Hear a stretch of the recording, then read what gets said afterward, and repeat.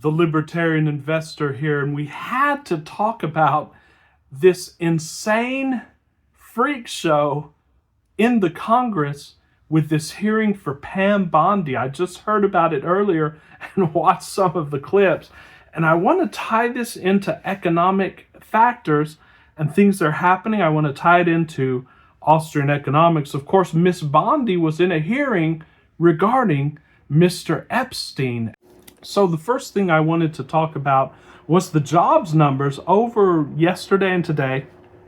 They've been reporting that the jobs numbers for all of last year have been revised, and that there were about 1 million fewer jobs created than they had first reported. And of course, you don't even need to look at the data to know that governments lie about numbers. This is libertarianism, and of course they lie. They had to revise it downward, and again, that means that the numbers are a lot more horrific than we're led on to believe. And I'm reading some news headlines. U.S. employment growth through March revised down by 862,000 jobs. Job growth last year was worse, far worse than we thought. Here's why. U.S. job growth surges in January, but labor market far from turning around. Of course, January was a little bit better. And I want to just, first of all, explain why this happened. And the Bureau of Labor Statistics annual benchmark revision showed employment growth for the 12 months ending March 2025 was overestimated by roughly 862,000 jobs. Total non-farm job gains in 2025 were revised from around 584,000 down to 181,000. So much for the science of statistics. Ludwig von Mises talked about this years before. First of all, in his book, A Theory of Money and Credit. And it is still a great book, even though it was written over 100 years ago. And he talks about how these statisticians try to calculate inflation, for example. And he talks about in his book, Human Action, about all of these calculations, whether it's jobs, whether it's inflation. First of all, they cannot calculate these things because, again, when you're dealing with human action, you are dealing with very nebulous concepts and qualities. First of all, what constitutes a job? What constitutes a job loss? If a child mows a lawn, is that a job? How long does a job last? So all of these numbers are misleading, and I don't know if it would be better to do away with the statistics in economics, because we still need it. We still need a rough number, but you look at these mistakes, how they miss by such a wide margin. It's insane. And I'm sure, of course, some of it is just for the fact that they were trying to lie at that time and raise the stock market. We'll talk about that here in a second with this hilarious clip from Pam Bondi that's coming up. But I just wanted to go over this. January 2026 reported a surprise 130,000 job gain, but that same report buried the downward revisions to all of 2025, dramatically altering the picture of the labor momentum, because it goes back to that great book, How to Lie with Statistics. You just change up a few of the factors and you can tell the story however you want to tell it. It is all BS. So they're talking about why were the revisions so bad. Survey versus census data. The BLS initially estimates jobs from a monthly survey of employers. Later, they benchmark against much more complete unemployment insurance tax records. That's why big revisions occur. So basically, guys, this is all statistical juggling and playing around with concepts. And again, the situation is bad, but I will explain why it's bad, because the economy is being undermined greatly by the policies of the Trump administration. It's not only that, because this was going to happen anyway, no matter who was in power, because the United States economy is on a downward spiral. We are going into an economic crisis, and it is not a global economic crisis this time. It is a U.S. economic crisis because it rests solely on the diminution of the dollar as the currency of note, as the reserve currency of the world. It's happening a lot faster than many, even Austrian economists have calculated. It's happening a lot faster than I've predicted. But I just wanted to go into this AI because there's so many people who are pumping AI, and it is for the specific purpose of continuing this financing that's coming into anything that says it's AI. So AI companies. Anyone who starts a new program or a new system and calls it AI, they get funding, so that they have an interest to promote this story of AI. It's going to take all jobs. Elon Musk said you're not going to have to save for retirement anymore. He said that everyone's going to get a universal high income. There's going to be no scarcity. That is bullets, guys. If you know anything about economics, if you read Ludwig von Mises, scarcity is baked into the cake, so to speak, of our very existence as humans. That'll never go away, fortunately or unfortunately.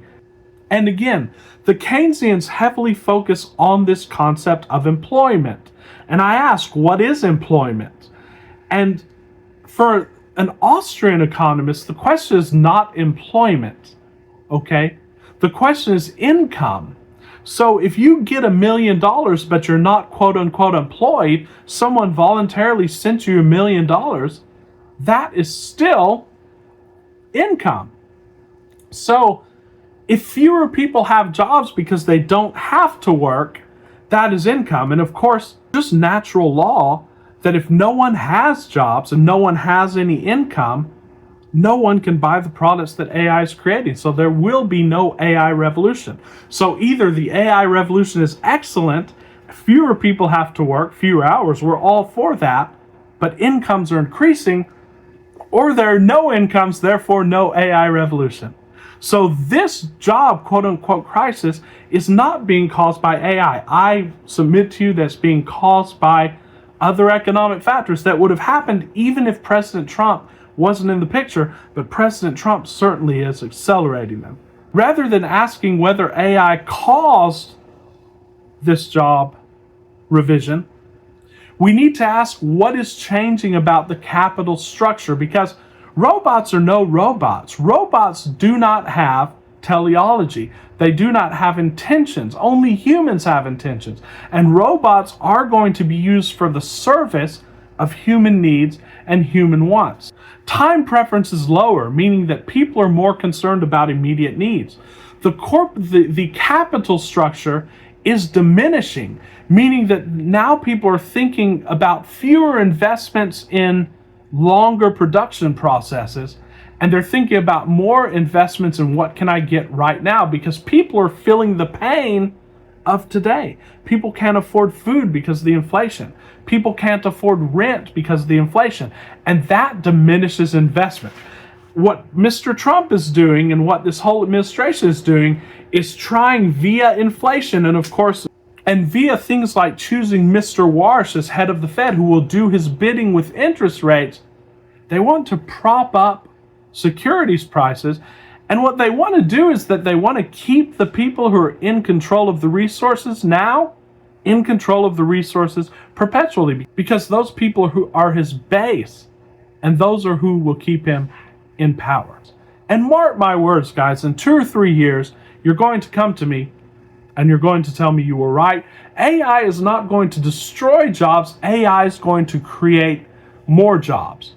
And in the near term, is there going to be some destruction? Sure. I was talking to a friend of mine earlier today, and I said, probably a lot of the job losses that we're seeing, especially in places like Amazon, are because people anticipate that AI is going to have this huge impact. It's going to replace humans. People are realizing, even I've been reading in companies where they have laid off a lot of people, they're now upset because AI does not have the capacity of a human being. AI cannot even have the teleology of a human being. It cannot seek goals. So AI is not the cause of these horrific job numbers.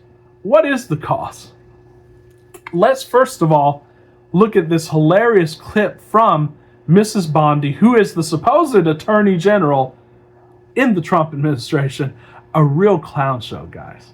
The Dow is over 50,000 right now. The S&P at almost So what? 7,000. And the NASDAQ smashing records. Americans' 401ks and retirement savings are Yeah, the booming. people who are about to retire. That's what we should be talking about. Your we base. should be talking about making Americans safe. We should be talking about, what does a Dow have to do with anything? Safe, That's what huh? they just asked. Are you kidding? Mr. Jordan, Are you Mr. Jordan. Committee will be in order. Mr. Jordan, am I going to Oh have my an extra God. 45 seconds? The issue is it's absurd to talk about the Dow when you're in a hearing about something totally different. And second of all, this is a huge lie. We've talked about this in another video, and I just want to show you the charts real quick. Well, look at this, guys. It looks like Pam Bondi was right. The Dow, look at that. It's just a straight line up for 100 years, over 100 years. Oh my God. President Clinton and President Bush and President Obama and President Trump have just done so great for us. Look at this. The Dow's up and our retirement accounts are all up. How stupid do you have to be? Let me show you this.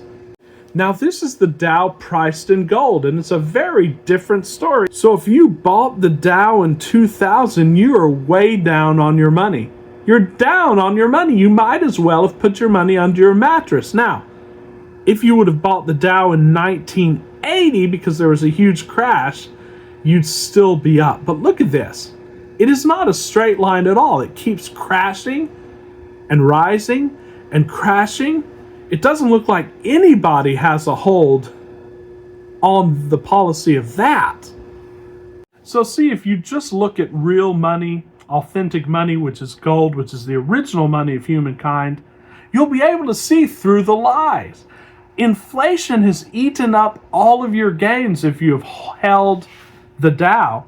And that's why Mr. Trump and Mrs. Bondi and others want to artificially keep it higher by pumping out a bunch of free money. But the party is about to be over. You see, Trump and his administration have constantly, since they have entered power, and even since Trump has started running, pumped this narrative of the world is taking advantage of the United States. They need to be fair. The United States is taking advantage of the world. If you look at our trade deficit, $56.8 billion last year. And of course, in Austrian economics, the trade deficit is really an immaterial number. Why? Because it will be balanced again. If we give a bunch of countries our currency and we take in more goods than we produce, those countries have our currency, and eventually over time they will be able to use those dollars here and buy other goods. But what we're doing is we're simply buying goods from the world, and then we're funding it with debt. We're giving them these pieces of paper, these treasury bonds, and the world's been accepting it since after World War II, since Bretton Woods, simply because of the fact that the United States dollar is the world reserve currency. That's going away.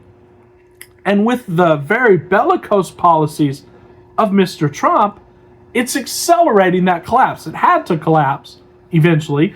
The BRICS and the emerging powers of the world, China, are getting together and figuring out a way to undercut the dollar with a new reserve currency. China has even recently proposed that the renminbi be used as the reserve currency.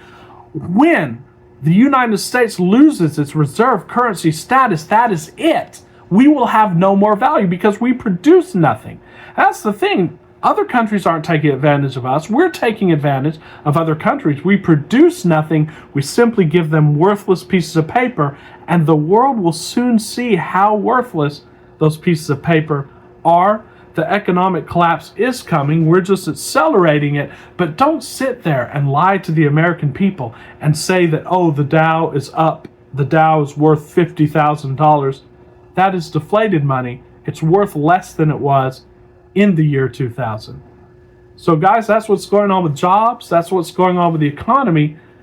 And the only solution to this is to get educated, is to invest to protect yourself and your family, and look where the center of power is transferring and try to invest there. We're going to be talking about that a lot on this channel. So until very soon, guys, if you enjoy the videos, please do like the videos, comment on the videos, and subscribe to our channel. We'd love to have you in the conversation. Until very soon, this is Javier with The Libertarian Investor. Ciao.